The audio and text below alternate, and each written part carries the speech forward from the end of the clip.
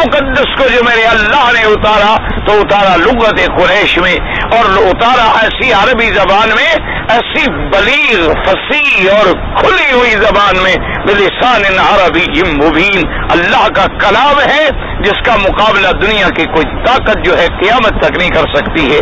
تو اس لیے امام بخاری رحمت اللہ علیہ نے فرمایا کہ اللہ تبارک و تعالی نے قرآن پاک کو اتارا لسان قریش اور عرب اور قرآن عربیہ، عربین فقط عربی یعنی بلسان عربی مبین۔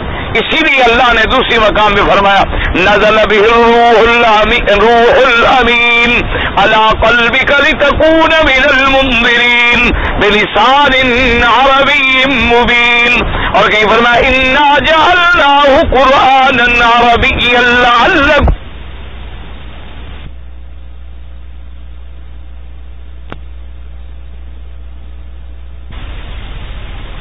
جتنی کتابیں گزری ہیں لغات سریانی میں تھی، لغات عبرانی میں تھی، پہلی جو کتابیں گزری ہیں تورات ہے، انجیل ہے اور زبور ہے، اور جتنے کتب منزلہ ہیں وہ عربی میں نہیں تھی، وہ عبرانی زبان میں تھی، وہ سریانی زبانوں میں تھی، اور یہ شرف جو ہے اس لغت کو ملا کہ اللہ نے اپنی آخری کتاب جو تھی وہ لغت عربی میں اتار دی۔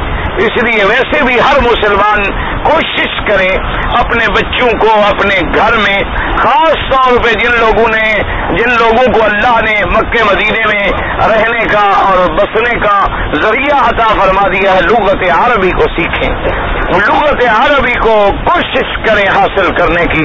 اچھا، اور یہ بھی کہنا ہے کہ لغت عربی کا چونکہ ہمارے دین سے تعلق ہے، ایمان سے تعلق ہے، قرآن سے تعلق ہے، حضور پاک سے تعلق ہے، جنت سے تعلق ہے، اللہ کے کلام ہونے سے تعلق ہے، اگر آدمی تھوڑی سی توجہ کرے تو جلدی سیکھ لیتا ہے بنسبت اور زبانوں کے، کیونکہ اور زبانوں کے ساتھ تو اجنبیت ہے نہیں۔ اچھا، اب انگریزی زبان سے آپ کا کیا رشتہ ہے، فرینچ سے آپ کا کیا رشتہ ہے، اسی طرح ڈچ زبان سے آپ کا کیا رشتہ ہے، افریقن زبانوں سے آپ کا کیا رشتہ ہے، زل سے آپ کا کیا رشتہ ہے، سنسکرت سے آپ کا کیا رشتہ ہے، اسی طریقے سے اور کتنی زبانیں، لیکن عربی زبان کا تو جیسے اللہ نے ہمیں دین فطرت پہ پیدا کیا تو یہ بھی تو اللہ کی لغت ہے، اللہ کا کلام ہے نا جی، اس لیے ذرا عربی کی طرف آئیں تو فوراً آ جاتے۔ ابھی دیکھیں نا آپ، اردو میں، پنجابی میں، فارسی میں، بنگلہ دیش والے، برما والے کتنے عربی کے لفظ ہیں جو استعمال کریں گے جب خط لکھیں گے جی محترم مکرم حضرت والد گرامی۔ اب محترم مکرم کوئی بنگالی کا لفظ ہے یا اردو کا لفظ ہے، پنجابی کا لفظ ہے، عربی کا لفظ ہے، لیکن ہمارے یہاں استعمال ہوتا ہے محترم مکرم۔ اسی طرح بعض لوگ جیسے لکھ لیتے ہیں قبلہ و کعبہ ابا جان، تو اب قبلہ کعبہ کوئی اردو کا لفظ ہے، برمی کا لفظ ہے، سنسکرت کا لفظ ہے، قبلہ تو قرآن کا عربی لفظ ہے نا، اور کعبہ عربی لفظ ہے، یہ تو دونوں عربی کے لفظ ہیں، لیکن ہمارے یہاں اس کا استعمال ہوتا ہے۔ اسی طرح آپ اگر تھوڑا ڈھونڈنے کی کوشش کریں، آپ کو کئی لفظ جو ہیں آپ اپنی زبانوں میں ان عربی لفظوں کو استعمال کر رہے ہیں، اور وہ ایسے زبانوں میں چڑھ گئے جیسے آپ کہہ دیتے ہیں خدا حافظ، تو خدا تو فارسی کا لفظ ہوا، حافظ عربی کا لفظ ہوا حفاظت سے۔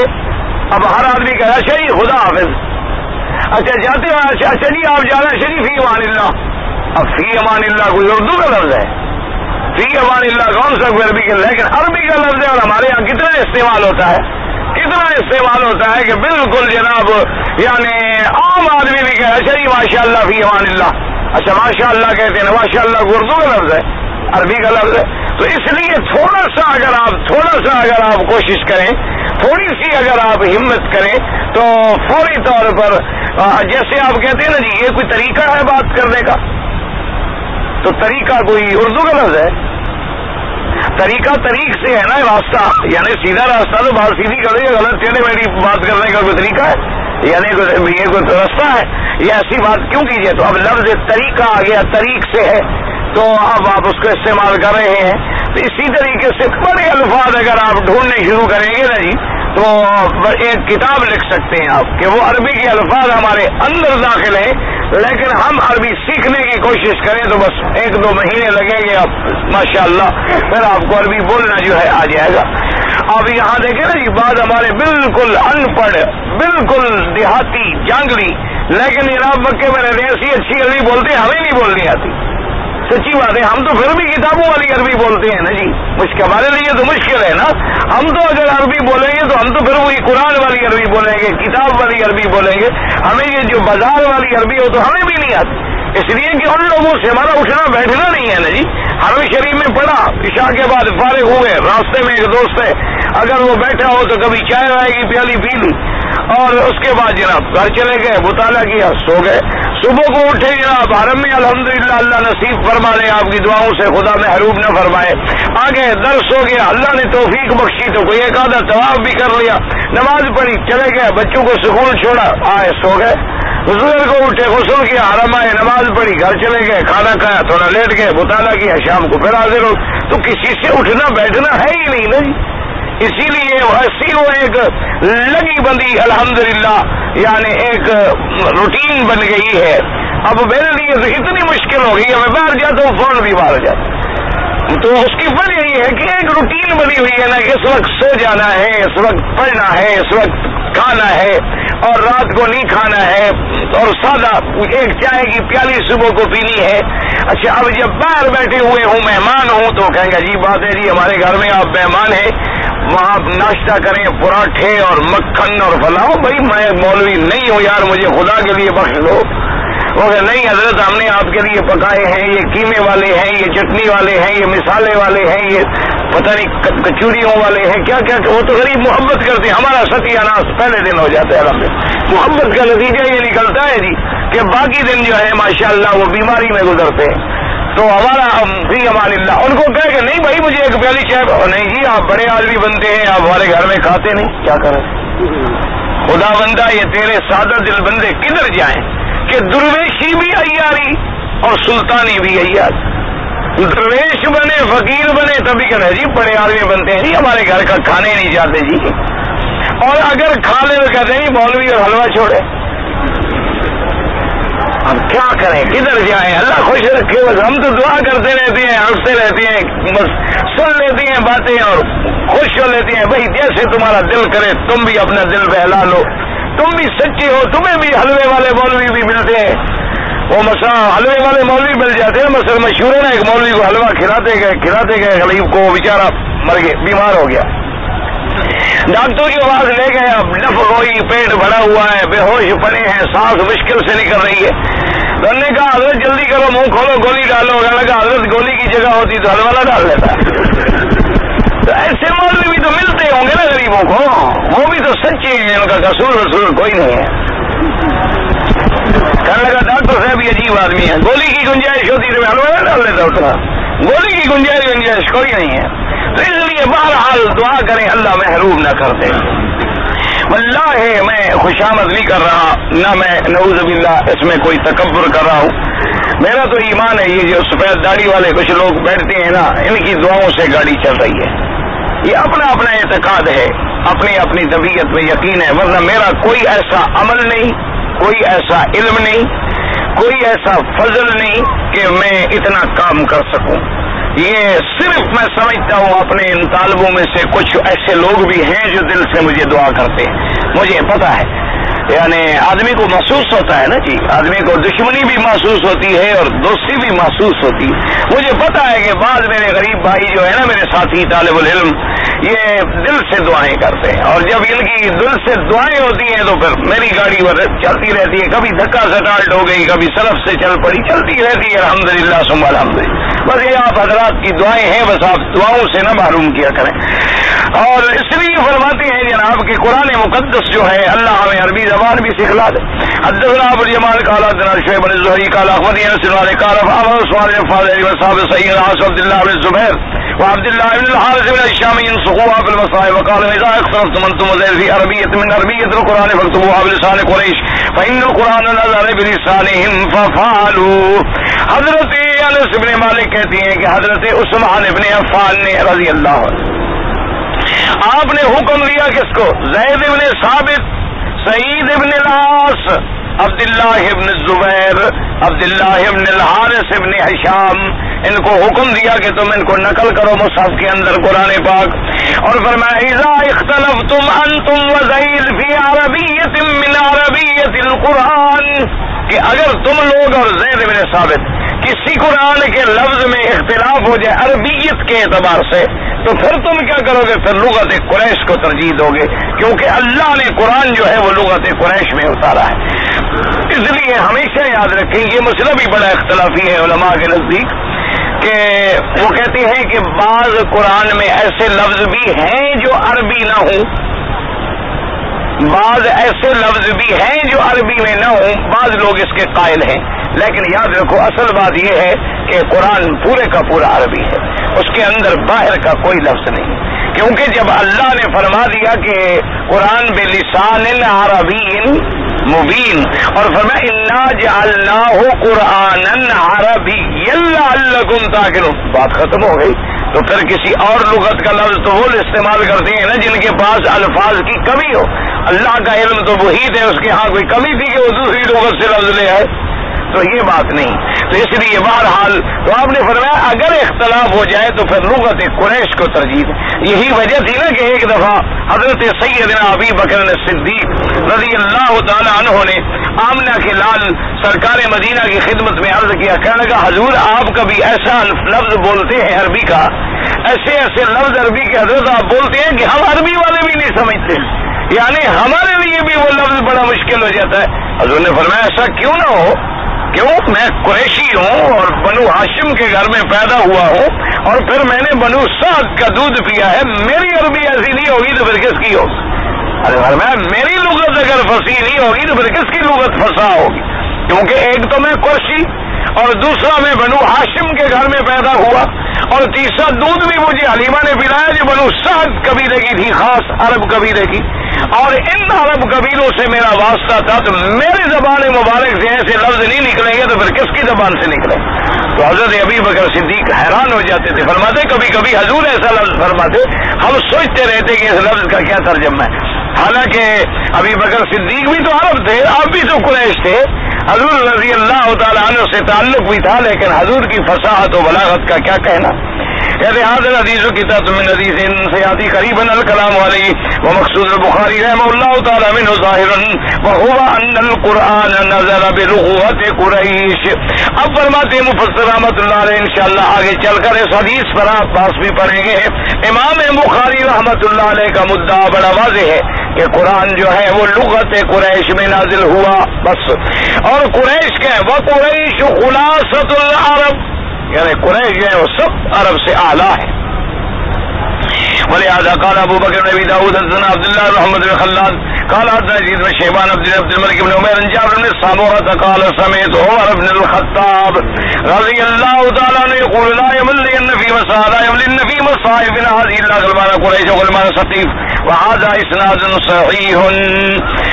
فرمانے لگے کہ ہمارے کی مصائب کے اندر ما سوا قریش کے اور ثقیف کے لڑکوں کے اور کوئی املا نہ کرائے، کیونکہ ان کی لغت میں قرآن اترا ہے، تو جو بات یہ سمجھتے ہیں اور تو کوئی نہیں سمجھ سکتا۔ اب مفسر فرماتے ہیں قال ايضا حدثنا اسماعیل بن اسد قال حدثنا حوزہ قال حدثنا بن عبد الله بن فضال قال لما اراد عمر رضی اللہ تعالی عنہ ان يكتب الامام اقادره نفرا من اصحابه وقال اذا اختلفتم في اللغة فاكتبوها بلغة مضر فان القرآن نزل بلغة رجل من مضر صلی اللہ علیہ وسلم وقد قال تعالی قال اللہ تعالی قرآنا عربیا غیر ذی عوج لعلهم يتقون وقال ذرا وانه لتنزيل رب العالمين نزل به الروح الامين على قلبك لتكون من المنذرين بلسان عربي مبين وقال تعالى وهذا لسان عربي مبين۔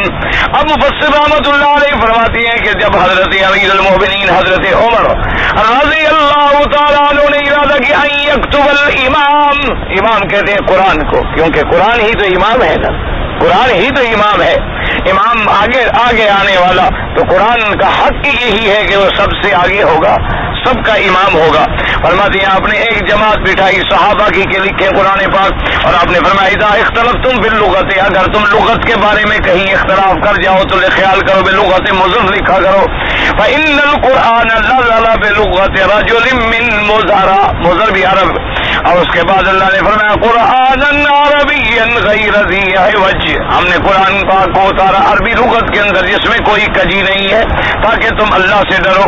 وَإِنَّهُ لَتَنزِيلُ رَبِّ الْعَالَمِينَ، یہ اتارا ہوا ہے رب عالمین کا، نزل بہ الروح الامین، اتارا اس کو فرشتے نے جو امین ہے، لقب روح ہے اس کا یعنی جبریل، علی قلبک لتکون من المنذرین بلسان عربی مبین، اور اللہ نے فرمایا وہذا لسان عربی مبین، اور اسی طرح اللہ نے فرمایا ولو جعلناه قرآنا اعجمیا لقالوا لولا فصلت آیاتہ اعجمی وعربی، اللہ نے فرمایا میں ہم چاہتے تو اپنے قرآن کو کسی عجمی لغت میں بھی اتار دیتے، لیکن پھر مکے والے کہتے کہ ہماری لغت میں کیوں نہ آیا تھا کہ ہم سمجھ سکتے، اس لیے اللہ نے فرمایا ہم نے قرآن پاک کو عربی لغت میں اتارا، الی غیر ذلک من الآیات الدالۃ علی ذلک۔ ثم ذکر البخاری رحمہ اللہ تعالی حدیث علی ابن امیہ انہ کان یقول لیتنی ارى رسول اللہ صلی اللہ علیہ وسلم حین ينزل علیہ الوحی،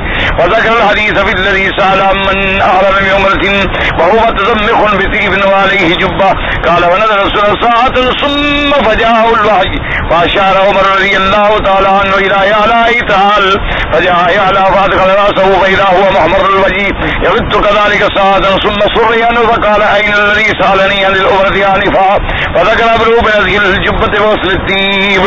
اب مفسر رحمۃ اللہ علیہ فرماتے ہیں کہ یعلا ابن امیہ آئے اور انہوں نے تمنا کی کہ ہائے کاش مجھے وہ گھڑی نصیب ہوتی کہ حضور پاک پہ وحی اتر رہا ہوتا اور میں وہ وحی والی کیفیت دیکھتا کہ کیسے وحی نازل ہوتی ہے میرے آقا محمد مصطفیٰ پہ۔ جب حضور کا نام آئے درود شریف تو پڑھ لیا کریں، اللہ کے بندے غفلت نہ کیا کریں۔ اب فرماتے ہیں کہ میں آیا، میں نے احرام باندھا ہوا تھا لیکن خوشبو بھی بہت تیز آ رہی تھی، یعنی خوشبو میں لتڑے ہوئے تھے، اور اس کے بعد کہتی ہیں آپ کے اوپر جبہ بھی تھا اس پہ بھی خوشبو تھی۔ قال فنا، اور انہوں نے سوال کیا کہ حضور اس کے بارے میں کیا حکم ہے؟ حضور پاک کچھ دیر کے لیے خاموش ہوئے، اتنی دیر گزری کہ آپ پہ وحی اترنی شروع ہو گئی۔ کہتے ہیں کہ مجھے جلدی حضرت عمر نے بلایا، کہنے لگے جلدی آؤ تم دیکھنا چاہتے تھے وہ کیفیت حضور پہ وحی اتر رہی ہے۔ کہتی ہے کہ میں قریب آ گیا، میں نے آگے دیکھا، میں نے اپنا سر مبارک جو ہے قریب کیا، میں نے کیا دیکھا کہ حضور کا چہرہ مبارک جو ہے وہ سرخ ہو چکا ہے اور آہستہ آہستہ آواز پیدا ہو رہی ہے وحی کی۔ کہتے ہیں اسی طرح کچھ دیر کے لیے یہ کیفیت رہی، ثم سرّ عنہ، اس کے بعد حضور پاک سے یہ کیفیت مبارک جو تھی وہ کھل گئی، اور آپ نے فرمایا این الذی سألنی عن العمرۃ آنفا، وہ آدمی کدھر ہے جس نے عمرے کے بارے میں سوال کیا کہ میں نے احرام باندھا ہوا ہے اور خوشبو بھی لگی ہوئی ہے اور جبہ جو ہے اس پر بھی خوشبو ہے۔ آپ نے فرمایا ایسا کرو کہ جبہ تو اتارو، احرام میں جبہ نہیں پہنا جاتا، یعنی سلائی والا کپڑا نہیں پہنا جاتا، اور فرمایا جہاں خوشبو ہے اس کو بھی دھو ڈالو تاکہ خوشبو کا اثر جو ہے فوراً ختم ہو جائے۔ اس لیے مسئلہ ہے کہ احرام سے پہلے تو آپ خوشبو بدن میں لگا سکتے ہیں لیکن کپڑے میں خوشبو نہیں لگا سکتے، اور اگر کہیں لگ جائے فوراً دھو ڈالے۔ ہوتا ہے نا کبھی کبھی آدمی طواف کرنے لگتا ہے، ہاتھ لگ گیا، ہاتھ کو لگی فوراً دھو ڈالے، اسی طرح بوسہ دینے لگا منہ کو لگ گئی فوراً دھو ڈالے، تو پھر کوئی دم نہیں دینا پڑتا الحمدللہ۔ ورنہ اگر کوئی آدمی خوشبو لگائے گا اور ایک پورے عضو پہ لگائے گا تو پھر ایک بکری بطور دم دینی پڑے گی۔ تو اس لیے حضور پاک نے فرمایا کہ جبہ بھی اتار دو اور جہاں جہاں خوشبو لگی ہوئی ہے اس کو دھو ڈالو۔ وهذا الحديث رواه جماعة من طرق حديث الكلام عليه في كتاب الحج، ولا تظهر مناسبة بينه وبين هذه الترجمة، ولا يقال ذلك في الترجمة التي قبلها كان أظهر ما بين۔ مفسر رحمۃ اللہ علیہ فرماتے ہیں کہ اس حدیث مبارک کو بہت سارے لوگوں نے ذکر کیا ہے لیکن اس کا مقام جو ہے وہ کتاب الحج ہے۔ کہتا ہے مجھے سمجھ نہیں آئی کہ بہرحال اس کو اس جگہ کیوں ذکر کیا گیا، لیکن اصل وجہ یہ تھی کہ وہ دیکھنا چاہتے تھے نا وحی کی کیفیت، وحی کی نزول کی کیفیت، تو اللہ کا قرآن بھی تو وحی ہے۔ اس مناسبت سے مفسر رحمۃ اللہ علیہ نے اس واقعہ مبارک کو اس کے اندر ذکر فرما لیا ہے۔ اللہ تبارک و تعالی آپ کو بھی اور مجھے بھی قرآن پڑھنے کی، عمل کرنے کی، اس پہ قائم رہنے کی توفیق عطا فرمائے۔ جی ہم لوگ جو ہیں مسلسل درس میں حاضر ہونا چاہتے ہیں لیکن کچھ لوگ جو ہیں سامنے بیٹھنے والے ان سے ناراض ہو جاتے ہیں۔ اب کچھ حلقے کو وسیع کریں یا کتاب پیچھے لے کے بیٹھنے کی اجازت دیں، کوئی حرج نہیں، ایک دوسرے کے پیچھے بھی کتاب لے کے آدمی بیٹھ سکتا ہے، کوئی ایسی بات کوئی منع نہیں۔ یعنی پڑھنے کے لحاظ سے جیسے اب ہم مثلا درس دے رہے ہیں تو کعبۃ اللہ کو بھی پشت دے سکتے، کیونکہ جب ہم سنیں گے، اسی طرح جب امام خطبہ دے گا تو کعبۃ اللہ کو پشت کرے گا۔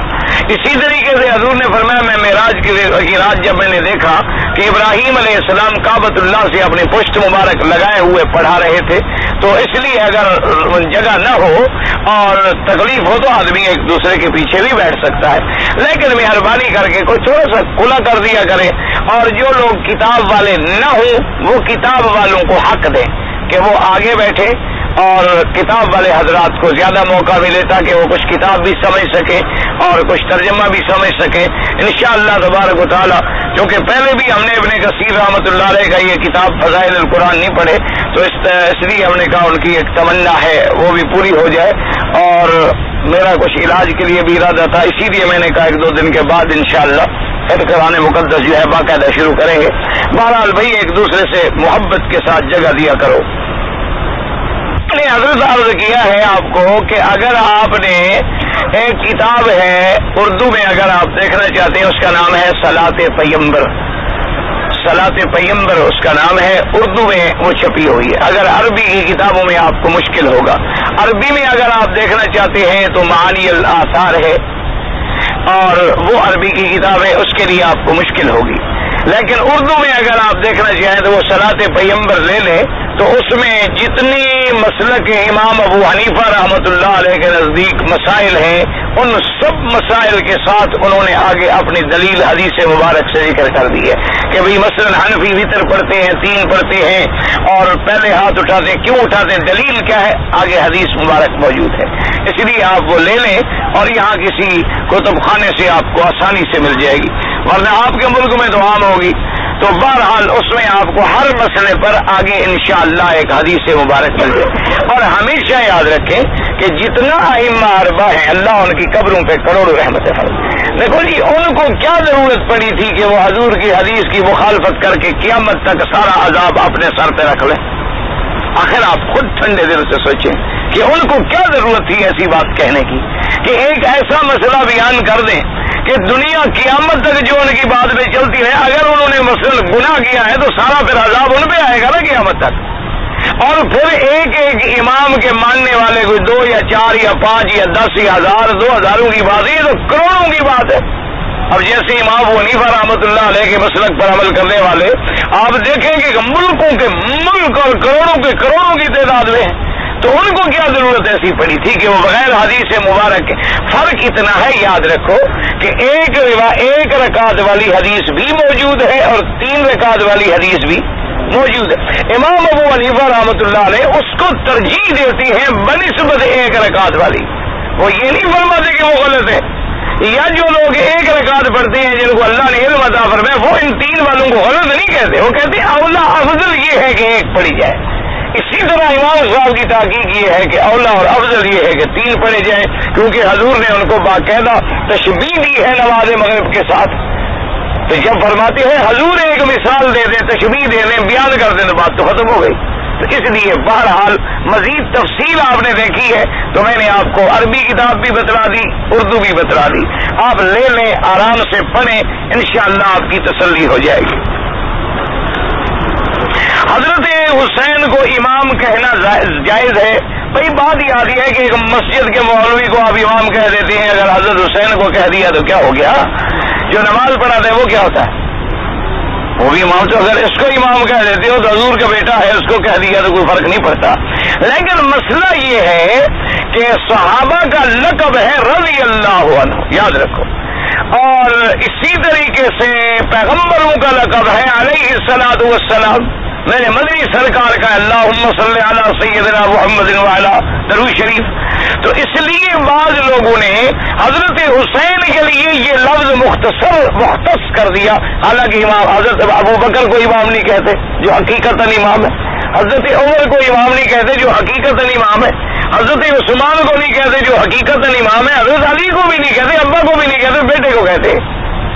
حالانکہ حضرت حسین تو حضرت علی کے برابر خلافت نہیں کر سکے، حضرت علی رضی اللہ تعالیٰ عنہ تو باقاعدہ خلیفہ ہے رضی اللہ عنہ وارضاہ، ان کو بھی امام کا لفظ نہیں کہتے. اس وجہ سے بعض علماء کہتے ہیں کہ چونکہ اب یہ ٹپیکل ورڈ بن گیا ہے ملنگوں کا، تو اس لیے آپ ایسا لفظ جو ہے استعمال نہ کیا کریں. یعنی ان کا ایک مشہور لفظ ان کی زبانوں پہ چڑھ گیا ہے اور انہوں نے چڑھا دیا ہے کہ 12 امام، پنجتن امام، امام حسین امام، باقی کوئی بھی امام نہیں. یعنی نبی کو بھی امام کہنے کے لیے تیار نہیں ہے اللہ تبارک و تعالیٰ. ورنہ ایسے امام کا لفظ کہہ دیں تو کوئی فرق نہیں پڑتا ہے. کیا ہے کرتے امام؟ پھر آپ نے پھر بھی لکھت ہوئی ہے حضرت حسن رضی اللہ عنہ کو زہر دیا گیا. بالکل دیا گیا. زہر حضور پاک کو بھی دیا گیا. حضور صلی اللہ علیہ وسلم کو خیبر میں یہودی عورت نے گوشت کے اندر باقاعدہ زہر دیا، تو حضرت حسن کو بھی زہر دیا گیا. اس میں کوئی شک نہیں.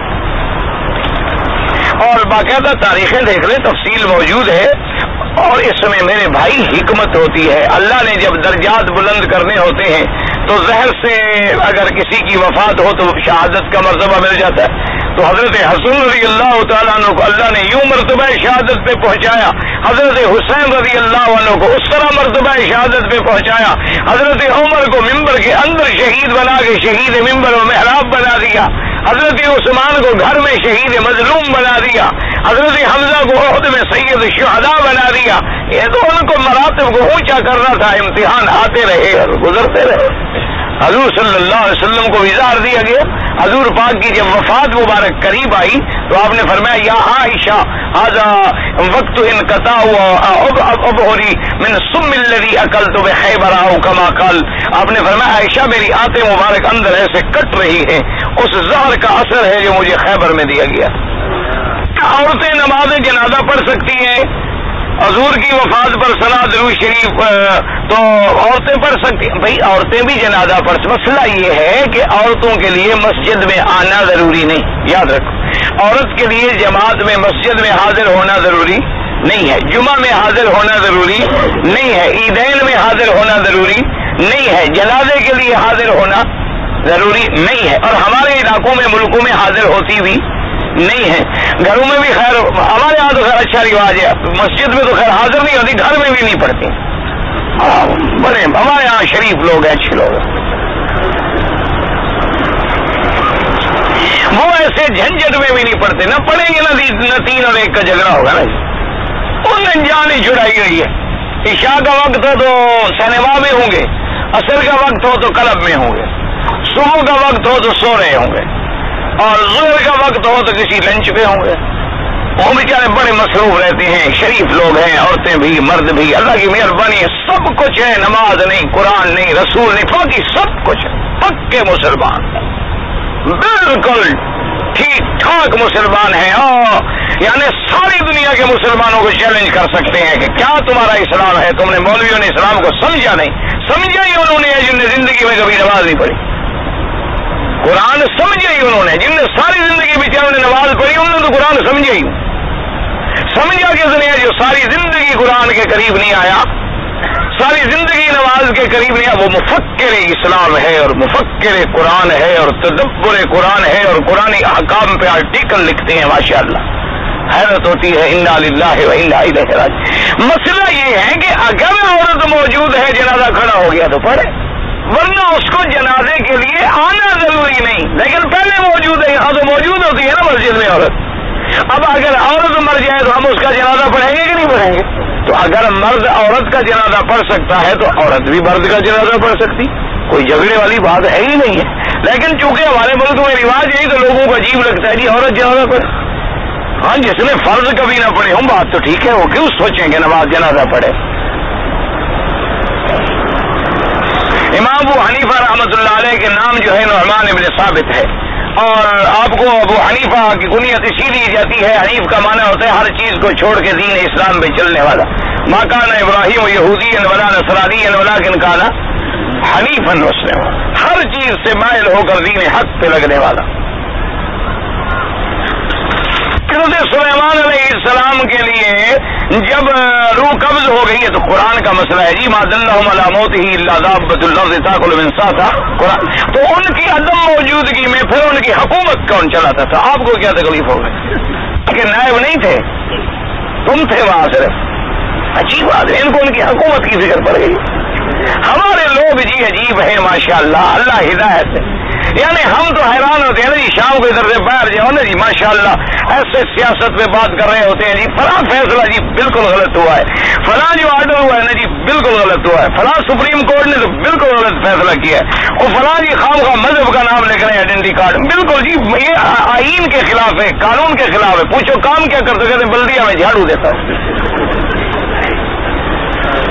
کیا کریں اللہ کے بندے، تمہاری حیثیت تو یہ ہے کہ تم جھاڑو دے رہے اور باتیں تم کر رہے ہو آسمانوں کی۔ تمہیں اللہ نے جس مقام پہ رکھا ہے صبر کرو، اللہ کی رضا پہ راضی رہو۔